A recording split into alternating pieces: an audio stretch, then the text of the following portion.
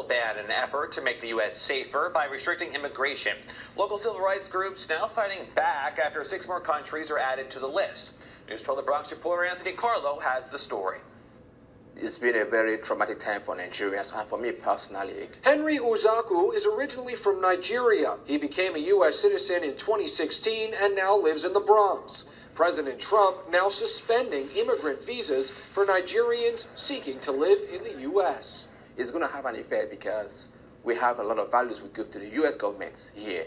Most of us who are here, we are highly productive. Similar immigration restrictions will also be imposed on Eritrea, Kyrgyzstan, and Myanmar, with exceptions for immigrants who've helped the U.S. Afaf Nasher, the executive director of the New York chapter of the Council on American Islamic Relations, says Myanmar is experiencing Muslim genocide. Muslims are fleeing from rape, from being burnt alive, and the U.S. is now closing their doors. This expanded policy comes 3 years after President Trump signed the first ban, which critics said was an attempt to keep Muslims out. The Department of Homeland Security justifying its new and expanded ban by saying it is logical and essential to thoroughly screen and vet everyone seeking to travel or immigrate to the United States. However, there are some countries from whom the U.S. does not receive the necessary information about its travelers and as a result pose a national security or public safety risk that warrants tailored travel restrictions.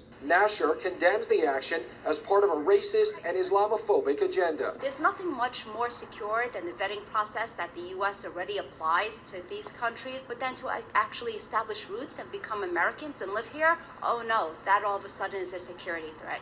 It's nonsense. 2 of the 6 countries, Sudan and Tanzania, will be blocked from the diversity visa lottery, a less severe sanction. The proclamation takes effect on February 22nd.